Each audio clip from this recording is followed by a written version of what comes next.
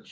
Hello, Thrive Nation. We've got a repeat guest on the show. He's a friend of mine. He's been a mentor for over 10 years. He's the leading expert on prolotherapy, on regenerative medicine. He's a medical doctor. He's a physiatrist. He's treated more prolotherapy patients than anyone else in the world. He's authored research articles. He's been an editor of the Journal of Prolotherapy. He's authored many books in prolotherapy, and he's taught many, many physicians worldwide. He's seen patients from all over the world. He's a very special human being. It's not only his technique, but he really cares for his patients. Welcome back to the show, Dr. Ross Hauser. Steve, thank you so much for having me on again.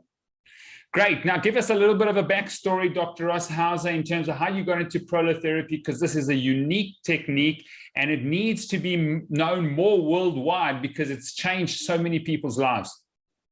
Steve, I'm a physical medicine and rehabilitation doctor. That's called a physiatrist. So I'm called a physiatrist. There's orthopedic surgeon who specializes in surgery for orthopedic problems. I'm a physiatrist. We're doctors who specialize in physical medicine, the non-surgical approach to orthopedic problems. And I was going to be a chronic pain specialist. And in 1992, there was a person at my church, Mrs. Wright, and I couldn't get rid of her arthritic pain. And one day at church on a Sunday morning, she hobbled by me and said, "Hey, I saw Dr. Hemwell. He did prolotherapy on my shoulder. You should go see him." So I went and saw Dr. Hemwell, and at the time he was 85 years old, and he was the world expert in prolotherapy, and I became his young associate. And then I worked with him until his death. He died at the age of 90, interestingly, at a prolotherapy conference. So I dedicated my first book to him, which was called Prolo, Your Pain Away. And in the promotion of that book, I went on television, got people in the United States excited that there actually was a treatment for chronic pain. There was a treatment that resolved the cause of osteoarthritis, which of course we'll talk about, which is joint instability. It's probably a term that people really have never heard. And that's kind of what jump-started the whole stem cell regenerative medicine stuff around the globe. And I'm really grateful that there's people like you and doctors around the globe, not just in the United States, but you don't know this, but in the last month, I did a seminar, a one-day seminar from our house in Sanibel, which you've been at our house. So people should know that you and I go way, way back, just really, really good friends. And I taught 100 doctors around the globe. We had a doctor, we had an orthopedic surgeon from Israel. We had lots of doctors from Taiwan, doctors from Europe. So there's doctors, Middle East, all over the globe getting involved in prolotherapy. There's now prolotherapy associations in Italy, Saudi Arabia, Pakistan, Korea, just all over the globe. And it's because of you and people like you and patients going on the internet and saying, "Oh my gosh, I finally got help for my dizziness, my vertigo, my arthritic pain," and it was prolotherapy. Educating other people on the internet and around the globe on prolotherapy. Great, and we'll put links to your YouTube channel because that's been a source of teaching. The Made to Thrive community knows that docere is the Latin root for doctor, which means teacher. And not only have you been treating patients, but you've been teaching for a long time, Dr. Hauser, and that's what we need. So there's 3 very important links I send to a lot of my patients. One of them is the podcast on the 22nd of December, 2020, between the two of us, which was incredible. I've had so much response from that podcast in terms of cervicovagopathy, what that means, and we may get into that a little bit later, but that podcast is rich with information. And the 2 webinars that you did on cervicovagopathy, people are astonished. All these different types of symptoms, from gut health to dizziness to vertigo to tinnitus to brain fog to irritability, insomnia, just mental fatigue, tiredness, depression, anxiety, the list goes on and on. So we will put a link to that podcast and those webinars because I think they're really, really important. But we're going to dive deep because a lot of people still ask me and say, "Steve," or "Dr. Sabra," I say, "I don't know what the difference is between osteoarthritis and rheumatoid arthritis. What is arthritis?" Yeah, I'd first like to say that All arthritis means is that the joint's broken down. So the word degeneration, Steve, most people don't understand what that word means. Degeneration means death of cells as it relates to the human body. When the doctor says you have some brain degeneration, it means that some of the brain cells have died. So for instance, when I do ultrasound in the office on the joint, and I say that one side of the joint has thinner cartilage than the other side of the joint, it basically means that some cartilage cells have died. So osteoarthritis means that the joint is degenerated. There's two kinds of arthritis, if you will. There's degenerative arthritis, which we call osteoarthritis. And then the other kind of arthritis is inflammatory arthritis, which is where there's an inflammatory mass, and we'll get into what that is, the inflammatory mass that's causing injury to the joint. And the most common cause of that is rheumatoid arthritis. Great. So is there a way that people can treat this joint degeneration and osteoarthritis? Because the traditional Western understanding or traditional Western protocols generally use anti-inflammatories, they use cortisone, they use surgery, but they do not treat the root cause of osteoarthritis. And many people out there are degenerating as they get older, either from instability, from just congenital etiology, or just from trauma. But is there a way to treat osteoarthritis? Let me just tell you one story. You know, stories are good. So, you know, I have associates. So we had an orthopedic surgeon in the office, and I was training my physician assistant. And I asked the orthopedic surgeon, and he was somebody he was 72 years old, and his whole career he had done joint replacements. And I asked him a very simple question: what causes osteoarthritis? And I knew what he was going to say. I knew what the answer was ultimately going to be, but I did it just for my associate, just so she could hear it. So then he goes on. The first thing he said was, "Oh, you know, the bone marrow and da da da, and the meniscus and da da da." I go, Dr. Smith, come on, it's just Mrs. Jones is just asking you why she has arthritis in one knee and she doesn't have it in the other. Like, say it in simple terms. Then he said, "I don't know." So imagine like a person going to an orthopedic surgeon, and they're going to ask for advice on their joint degeneration, their osteoarthritis, and the doctor doesn't tell them or know what the cause of osteoarthritis is. So anyway, then he had said to me, "What would you say?"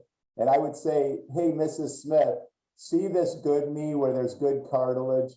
The joint's totally stable, meaning the connectors of the bones, the ligaments are really strong. They're like ropes.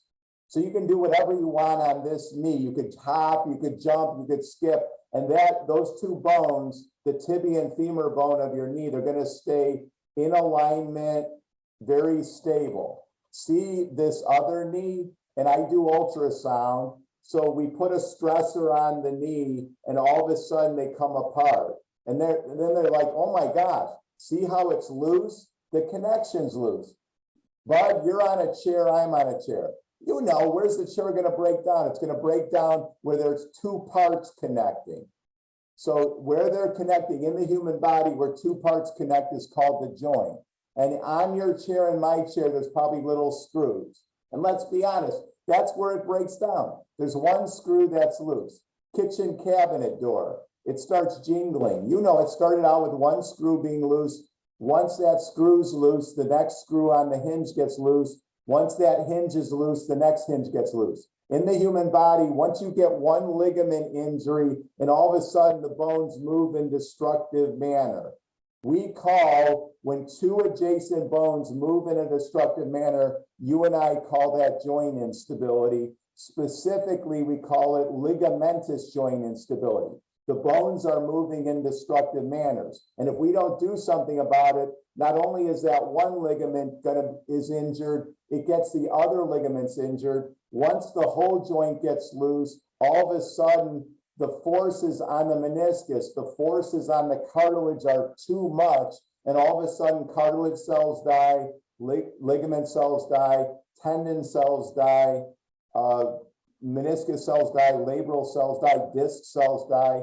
And that's why I look at osteoarthritis as whole joint gangrene.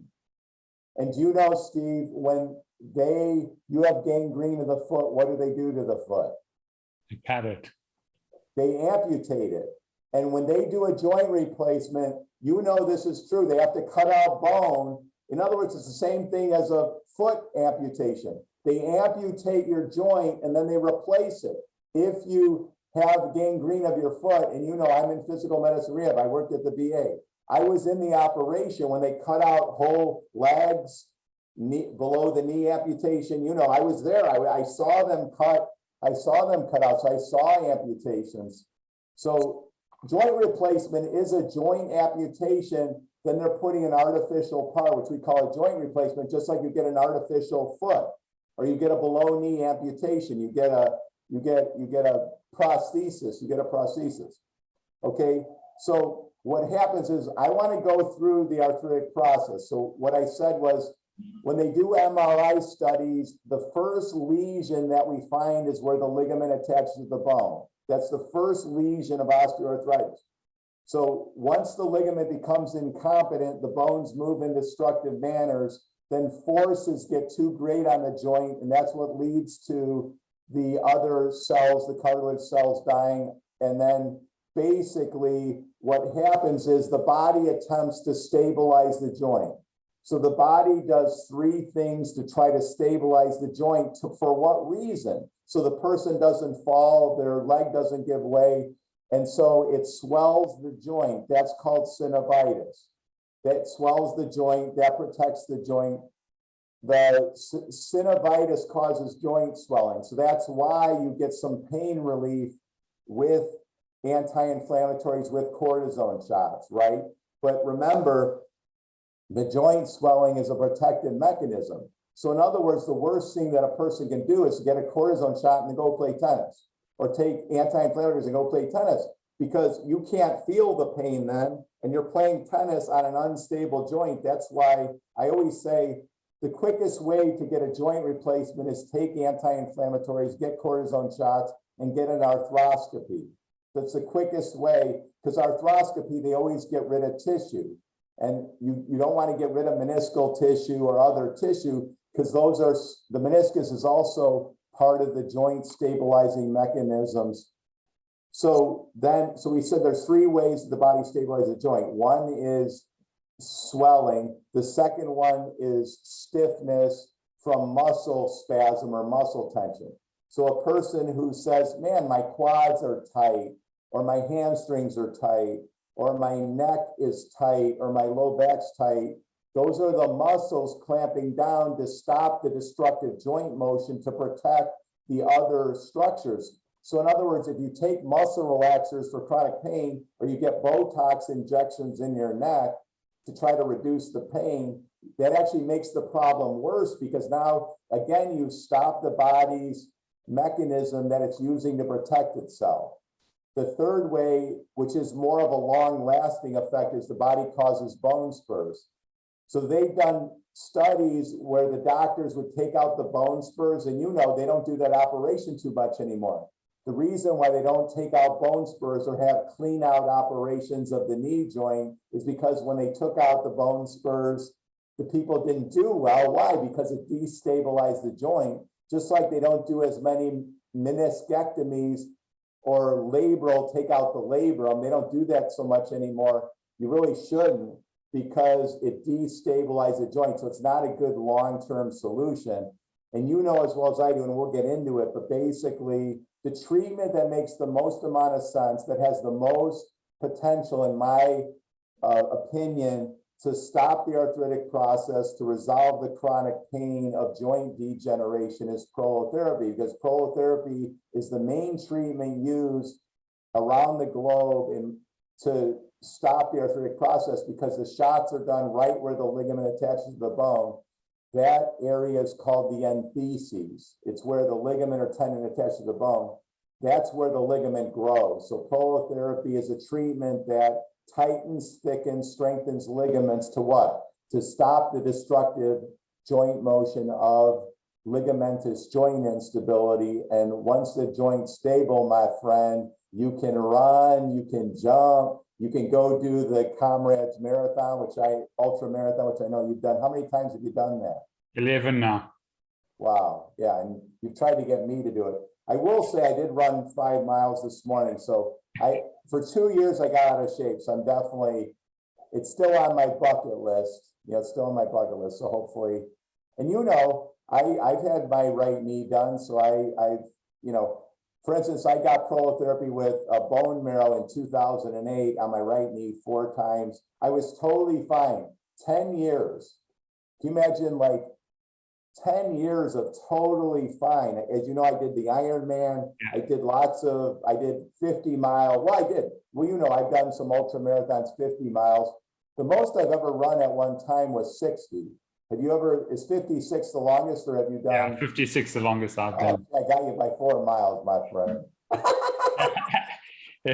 Oh, that made my day. I feel good.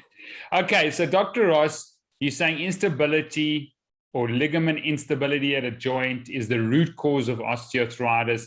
You're writing a huge book now on instability and the root causes and the sort of pathophysiology of osteoarthritis. There's a lot of research, from what I understand, in the field of prolotherapy, because many docs out there, many surgeons out there, many specialists out there don't believe anything can be done to regenerate, the meniscus, regenerate ligaments, stabilize joints. I know you're really trying to get the word out, but what does the science and the research say about prolotherapy? We always got to realize it's always good to have an objective measure. So in essence, in our office, we do that stressor maneuver with ultrasound. Like, say the joint opens up 5 millimeters, right? It should open up maybe 1 millimeter. And you could say, well, how can you say that's instability? But you got the opposite knee. Like, the control is the person's other knee that doesn't hurt. So then you could do prolotherapy, then you could do the stressor maneuver, and you could see that it doesn't open as much. So just know every person has an objective measure in the office, if the doctor does ultrasound.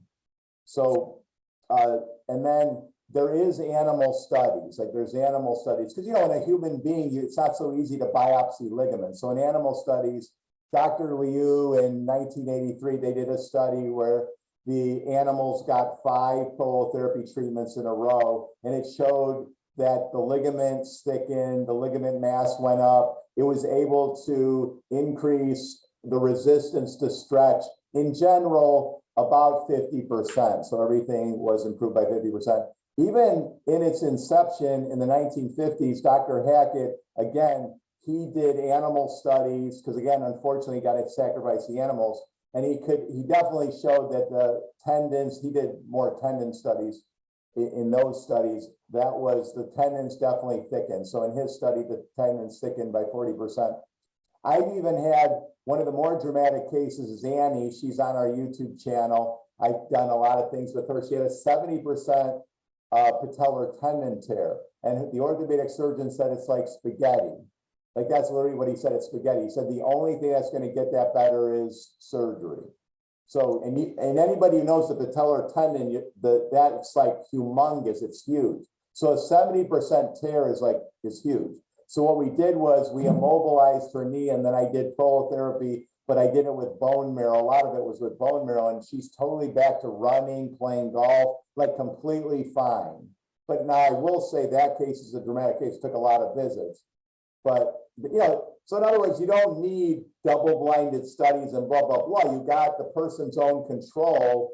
So, there's definitely objective. And then, in the spine, we do motion x-ray. So in other words, we can, say we did a motion x-ray, and 2 of the vertebrae, they don't move excessively at all, but the one below it, it goes like this when the person bends down. So again, you have the control. They could see, the patient can see that the vertebrae above are totally stable, and like right here where they have pain, it's loose, and then we measure it. So now we say, oh, you have a 3 millimeter instability. That's another thing we should talk about, is it's millimeters.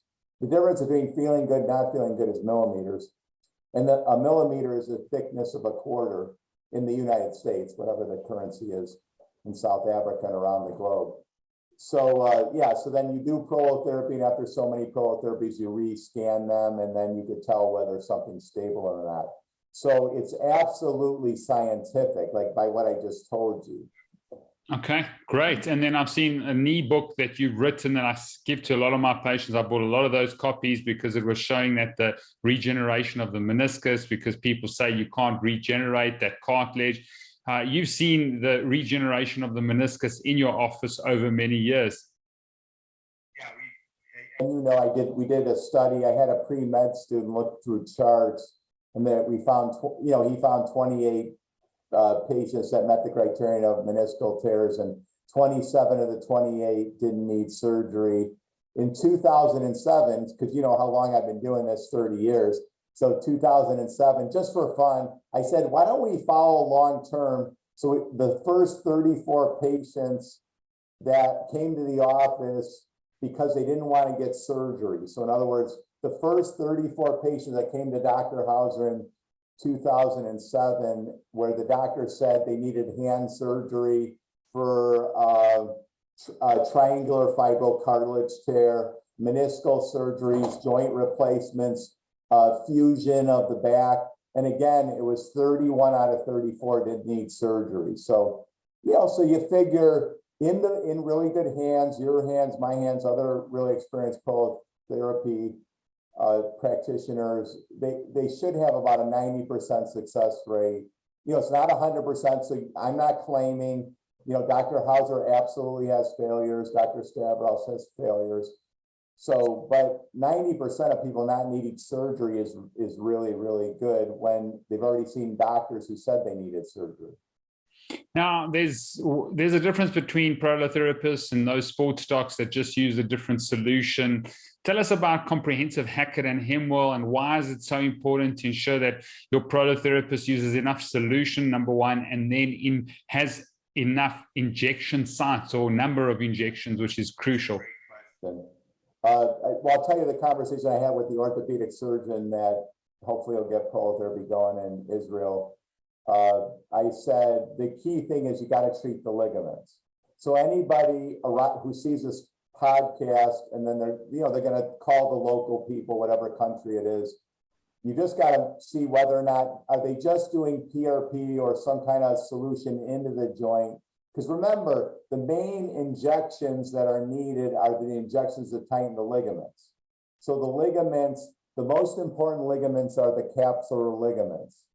So every joint of the body has a capsule, and what supports that capsule are the ligaments around it. The capsule is made up of synovial cells. So when the person moves the joint capsule moves a little bit. That stimulates the synovial cells to make fluid. The average joint has about 1 cc of fluid. When you have joint instability, the synovial cells move more, so that stimulates them to make more fluid. So that way the knee joint might have 5 cc's of fluid. The 5 cc of fluid is distending the joint capsule, which distends the ligaments, which stretches the ligaments. So in other words, if there's too much fluid inside the joint, it's going to distend the capsular ligaments that surround the joint. So that means that if you go to a doctor who just does PRP or stem cells into the joint, technically you actually could make the ligament problem worse. So that's not the kind of regenerative medicine doctor you want to go to, even if the doctor says you have a meniscal tear, right? Because meniscal tear, you and I would put PRP or something into the joint. But still, the meniscal tear is torn, but also the ligaments are loose. So you don't want to just treat the meniscal tear, you got to treat the ligaments. So the number one thing is the doctor has to treat the ligaments. So the ligaments are periarticular or injections around the joint. So for instance, the knee joint might be 20 injections around the joint. So you could call the doctor and say, hey, I'm thinking about coming for my knee, about how many shots is it around or in the knee? And if they say, oh, it's just 1 shot, that's not somebody who I would go. No, I'm serious. That's not somebody who I would go to. I'm just telling you, I wouldn't. So if you call them and they say, it's 10, 20 shots, then that would be somebody you consider going to. Great. Tell us about the different solutions from dextrose to manganese sulfate, zinc sulfate, the things that you use in the office that are important in terms of the prolotherapy process. You know, I see a lot of Ehlers-Danlos syndrome. I'm sure you've seen that too. So I see that a lot. So I'll just tell you about a patient I recently saw. This was this week. And then she had a lot of reactions to drugs and different things. And then she has mast cell activation syndrome, which is probably from her neck instability. So I said to her, you know, why don't we give you the safest solution? In other words, if I took this solution and I injected it into my vein, I could keep pumping it into my vein and I would be totally fine. So that's the dextrose solution. D-glucose is the normal sugar in the body. Like every cell of your body, every cell, your brain cell, your heart cell, your lung cells need D-glucose for survival. So when you have a ligament injury, the cells burst open and it releases inside the cell the glucose, the D-glucose. That's why diabetes is the D-glucose is outside the cell, because it's insulin that unlocks for the D-glucose to get inside the cell. So just know the dextrose is the normal sugar in the body. We're just using it in a higher concentration than it is in the blood. So in other words, prolotherapy is simulating what exactly happens when you injure a ligament. So we're stimulating the body to repair painful areas. So the very safest solution, often the solution a doctor and a patient should start out with, is the glucose. Now, to increase the inflammatory reaction, because prolotherapy stimulates healing by stimulating inflammation, much like I ran this morning. I'm sure if you haven't run today, you're going to run sometime today because you're a runner. So when you run, you actually cause an inflammatory reaction in your muscles to get your muscles thicker and stronger. So prolotherapy does that to the white structures of the body. So the white structures are structures that don't have a good blood supply. So all the structures around the joint, the ligaments, the tendons, the meniscus, the labrum, the cartilage are all white. So they don't have a good blood supply. So they don't have a good regenerative ability. So you need prolotherapy to stimulate them, just like exercise stimulates the muscles. So when we add things to the dextrose solution, such as platelet-rich plasma or bone marrow or lipoaspirate, or substances that attract those things to the area, such as the various solutions like a sclera, tetradecol, other things that they use in vein, because when they do varicose vein treatment, the treatment is designed to attract platelets to the area, and that's what gets rid of the varicose vein. So we're just using it in prolotherapy, in the prolotherapy solution to do the same thing, but we use it in a much lower concentration. So it just stimulates the platelets in the area, and the platelets have the growth factors. So in other words, we're trying to attract the cells that do regeneration. For instance, the platelets have this substance called fibroblastic growth factor. The fibroblasts are the cells that make collagen that gives the strength to the ligaments and the tendons. So that's why Dr. Hackett I have copies of his, I actually have them here.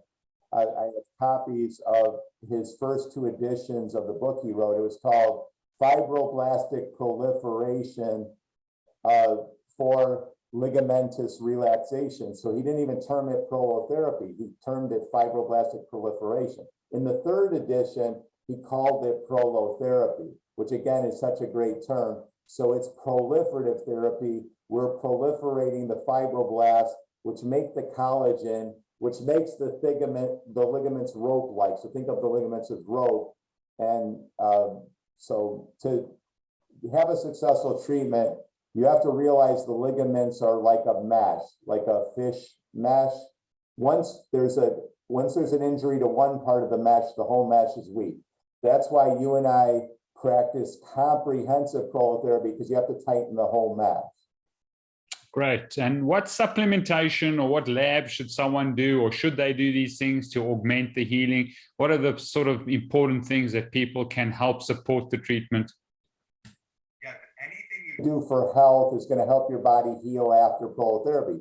because all prolotherapy does is stimulate the body, the cells to come to the area to regenerate, make the body, the ligaments stronger and healthier. So it'd be the exact same thing that you would say to an athlete who's trying to train and wants to recover really quickly after a workout, right? Because you and I, we like to train.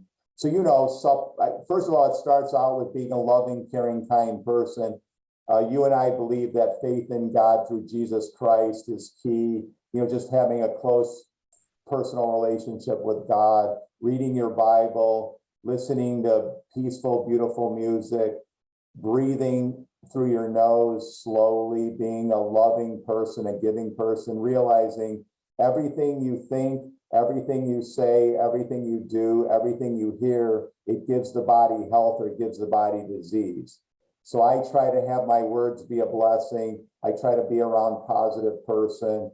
I try to look at things from God's perspective and not, the Bible has a really interesting verse, Steve, which says, it's Philippians 2:14, it says, do everything without grumbling or complaining. And you know, if we all just went on a grumbling fast and a complaining fast, you know, just think about how your life would be different. You can't grumble or complain about your wife, about the government, about COVID, about, you know, your coworkers. And I think it's good to look at life as if everything's an appointment from God. So I look at the patients that are appointments from God. I believe that if you have me on the podcast, it's appointment from God. I have a lot of different things going on today. I'm off today, but you know, I have a lot of different things, and you know, there's going to be some surprise today. So I don't get mad at, I shouldn't get mad at the surprise. I should say, you know, that's an appointment from God, whatever that surprise is. And you know, like supplements are helpful, but let's not negate all the other stuff and then we're taking vitamin C. You know, that's what I see people doing. They're angry, they're bitter, they're negative Nellies, and they're taking supplements. I mean, you know, let's be honest, if you and I had a right thinking, like I'm a life-giving spirit, I'm a life-giving human being, I'm supposed to give life to other people. So if I do that, and when, like Jesus said, do good to those who persecute you, pray for those who are your enemies. So in other words, anybody you have anything against, if you pray for them and you do good to them, guess what? You're going to grow to love them. And that's all God wants, is for all of us to love each other. So to me, love is like the primary thing. The secondary thing is God gave you a great gift, which is your physical body. And then the Bible says the body is the temple of the Holy Spirit. So we should take care of one of the greatest gifts God gave us, which is our physical body. So, you know, I take supplements. I've taken the same supplements for over 30 years. And most people would say, Doc, I'm going to be 60 this year, my friend. So they'd say, geez, like you look, like say in my 40s, you know. Great. Okay. Now let's talk about prolozone or ozone. It's very big in the world, how it fits into prolotherapy. I find it an incredible modality as an adjunctive to prolotherapy. Why is prolotherapy so effective when you use ozone? Yeah, as you know, there's lots of different proliferants around the globe. Like ozone is one of the things we use too. You know, ozone is an oxidant, but it's God's oxidant.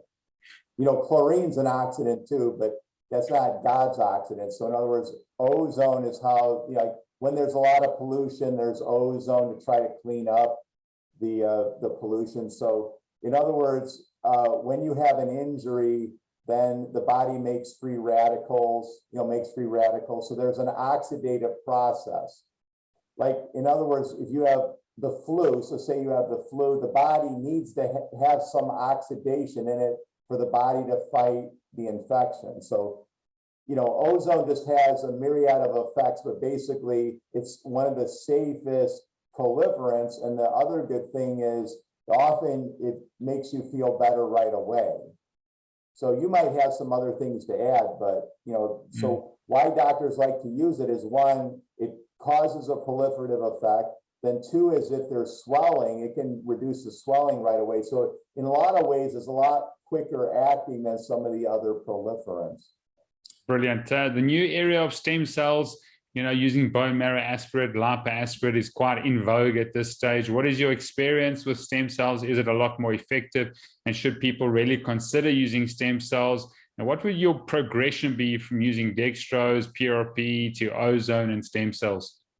I just taught this course I could put you on the spot. So I don't know if you've ever heard me say this. So I asked the 100 doctors around the globe, what's the most powerful proliferant?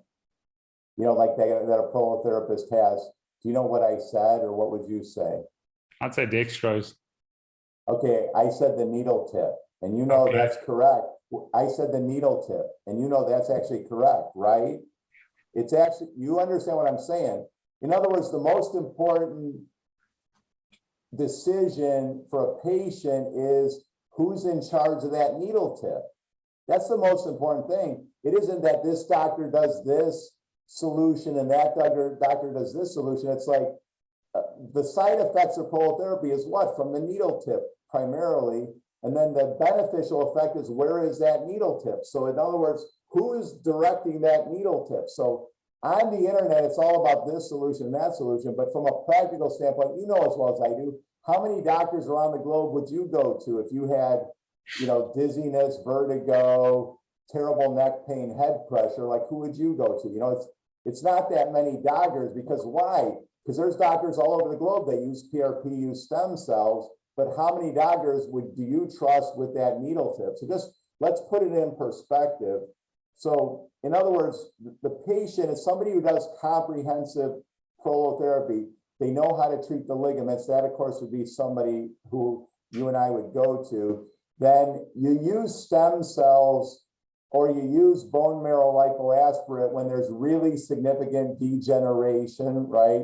Or in our office, for instance, if somebody needs whole body Prolo, because Ehlers-Danlos syndrome is a ligament problem where normally it's in young girls, that's where it starts out with, though guys can get it too, is that it's a ligament laxity problem all over the body. So some of the patients need whole body Prolo. So in that case, I might take out 16 syringes or something of bone marrow from their iliac crest, and I use the bone marrow as the proliferant. So I did write an article. I don't know if you've ever read it. It's called basically why I think bone marrow is the ideal proliferant. Because lipoaspirate, the problem with lipoaspirate or fat is that you need a much bigger needle to inject it. So you can't do a whole bunch of fat injections with a really big needle. But if you had just hip arthritis and so that might be a good indication for a fat injection into the hip. And then if people have a really big cartilage defect, which is called an osteochondral defect, I would choose probably bone marrow or fat to inject in there. Labral tears, meniscal tears, tendon tears, even ligament tears, they respond really good to PRP. So because PRP is just a draw of the blood, it's really easy. It takes about 15 minutes to get the PRP ready. There's a lot of doctors, you included, me included, that feel like that's a really good proliferant. Great. What risks have we got, or just tell us about the long-term history of risks that people might want to think about when it comes to prolotherapy, which I think... I've been doing prolotherapy for 30 years. As you know, for 12 years, I did prolotherapy. Mary and I founded a charity clinic in rural Illinois. So from 1994 to 2005, we actually did prolotherapy in the basement of a church. We did that ministry every 3 months. We'd see anywhere from 300 to 500 patients in a weekend. The clinic, that church, Thebes, Illinois, you can look on a map, you'll barely find it, town of 400, very poor. We had a great time doing it. We had a house there during that time. It was 20 miles from any city. And I always tell people we had 50 clinics there over the course of 12 years. And it's like, how many times did we have to call the ambulance? In other words, we're doing neck injections, shoulder injections. If every person got 80 to 100 shots, you're talking about 30,000 shots in a weekend, 50,000 shots on a weekend over 50 clinics. So you're talking what, 2.5 million injections then the amount of times we called the ambulance was zero. You know what I mean? Like, and then, you know, I've done prolotherapy in kitchen tables. I've done it in parks. I've done it on streets, you know, so it's just very, very safe. But, you know, in my career, I punctured a few lungs, you know, so you know, you got to realize, like, I've done, you know, millions and millions of injections. So, you know, so in other words, I had like maybe like 2 patients need to go to the hospital, and then they had a chest tube placed for 2 days. I've had a few spinal headaches. I've had a few infections, but again, that's over millions of shots over 30 years. So it's just very, very, very safe. If you research prolotherapy and studies on side effects, you'll see that the side effect profile is very, very good. It's very safe.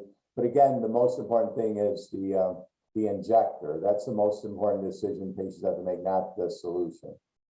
So a few side effects over millions and millions of injections. You're probably looking at like a 0.001% chance of something going wrong, which is, you know, every single medical procedure has, you know, whether it's a cortisone shot, whatever it is, has side effects. So now tell us, in terms of age groups, you know, and male and female, can anyone have prolotherapy from a young age to an old age? Are there any sort of contraindications that someone listening out there should be aware of before he gets prolotherapy?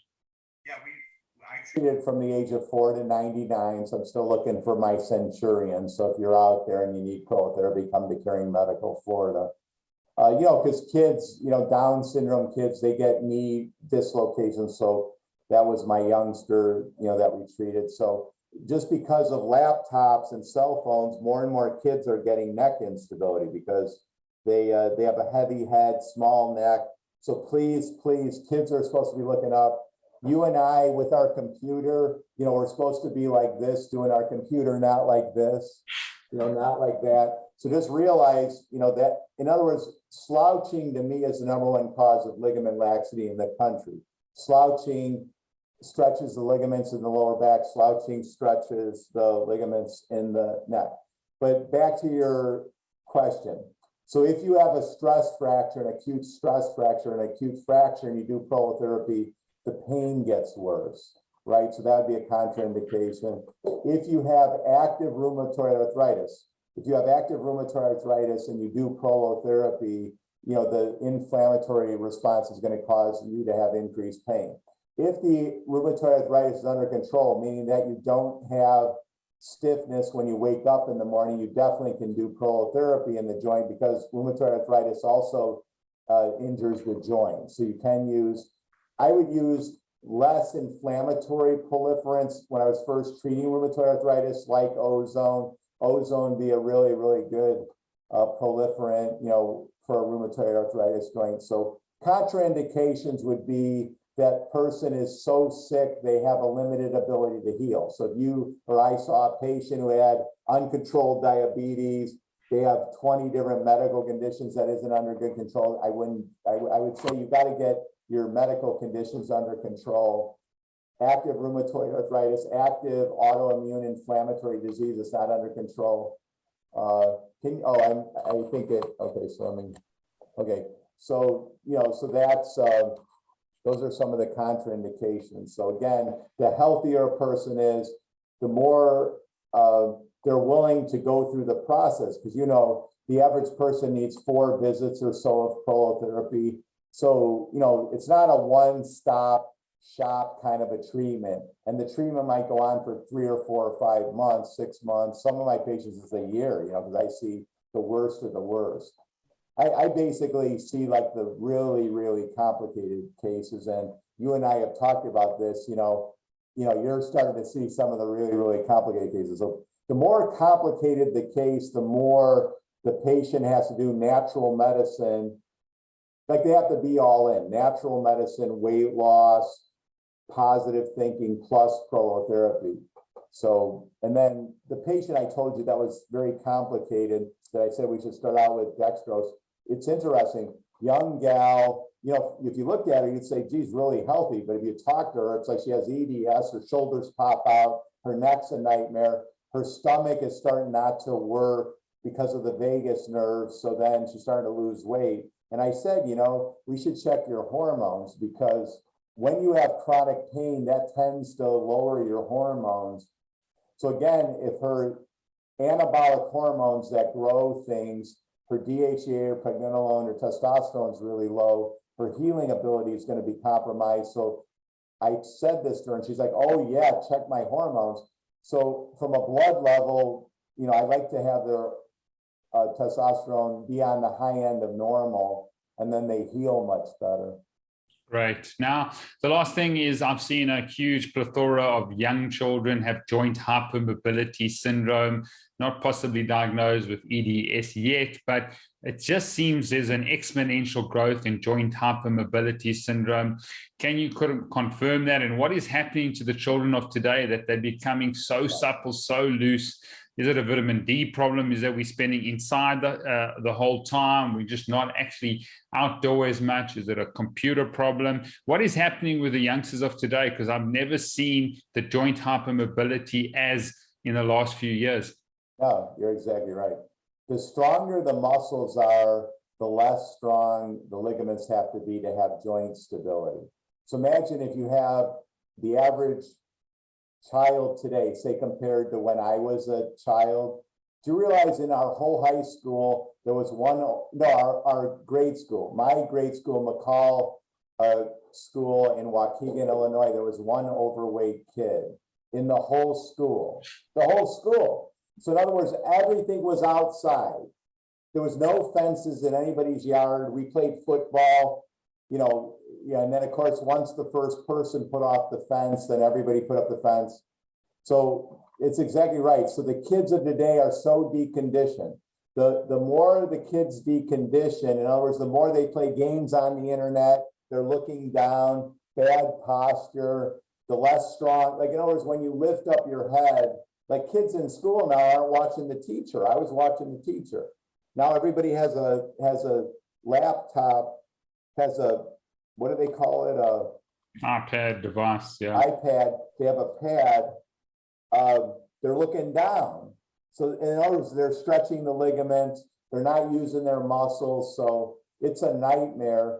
And like I said, I'm one of the people that believes that increased brain pressure from the breakdown of the cervical curve, which I call cervical destructure, is why you get brain degeneration or dementia. So dementia or Alzheimer's disease. So I'm telling you, Steve, I have patients that come into my office, they're in their 20s and they say, it feels like I'm getting Alzheimer's. And then we do prolotherapy, and you know, we also do neck reconstruction therapy. So I want to just talk what that is. Neck reconstruction therapy is where I work with a chiropractor, Dr. Hutchinson, in my office, where we align the vertebrae. We do these exercises and give people these different weights that get them back their neck curve, how God had intended. We do prolotherapy for the stability. So we call that whole process neck reconstruction therapy. And then we have measurements in the office where I can tell them whether they have increased brain pressure or not. And you know, increased brain pressure screws up the circulation. Then it's the pressure on the brain tissue causes the brain not to function right. And that's what causes all the brain fog that most people have. Then we do the neck reconstruction therapy, then we retest them, brain pressures are down. And on our YouTube channel, so again, I'd really recommend people watch the videos. You know, I have people that have bipolar, they had bipolar, they don't have it anymore. Seizure disorder they had, they don't have it anymore. Brain fog, bad memory, anxiety, depression, they don't have it anymore. And you understand they don't have it anymore. And it isn't like they have to take supplements or they have to do this extensive food elimination thing.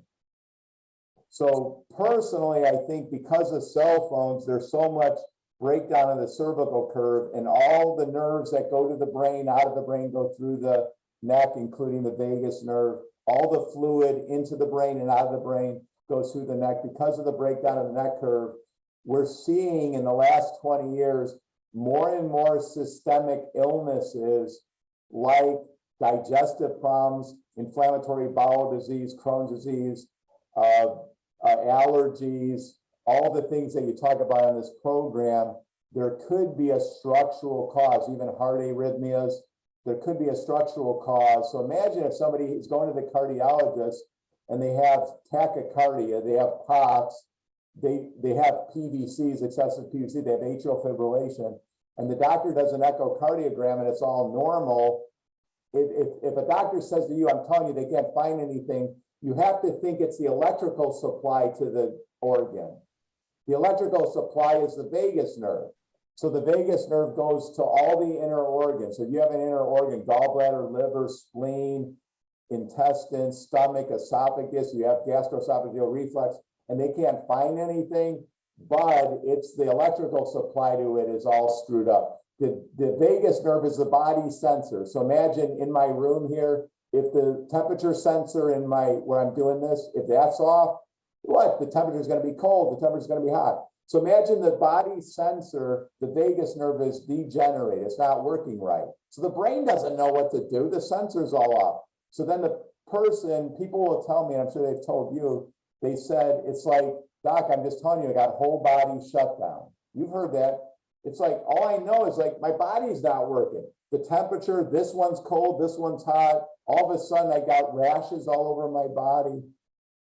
So there's other causes, and you talk about them on the show, but imagine if the real cause was structural, like it's structural. So again, I believe everybody should get x-rays, at least get x-rays to see if you have a cervical curve. And if you have a reversal of the curve, you got to start doing things to get the cervical curve, which starts with good posture, like have your computer screen a little bit up, and then don't go like this to look up. Just raise your chest, like you and I when we run, right? We try to lead with our chest.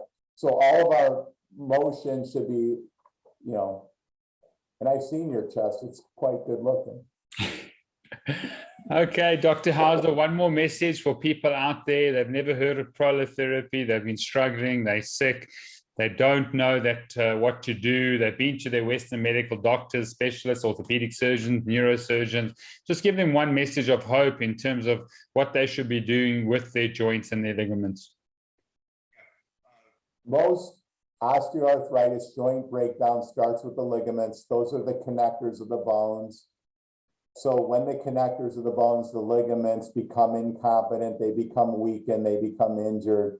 The joints move in destructive manner.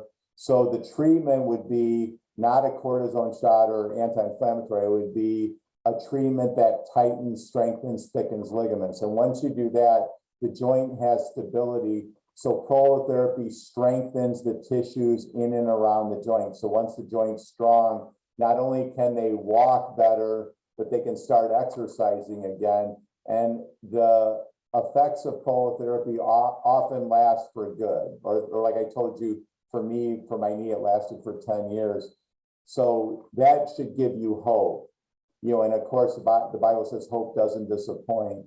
So please look into prolotherapy, go to caringmedical.com, see the various YouTube videos, and then look for a qualified person in your area. And I'm sure in the end, you'll say that prolotherapy works great. And then any other time a person has chronic pain, then you don't have to fret anymore. You don't have to take drugs for the rest of your life. You can get a treatment that can actually resolve the underlying cause of the osteoarthritis.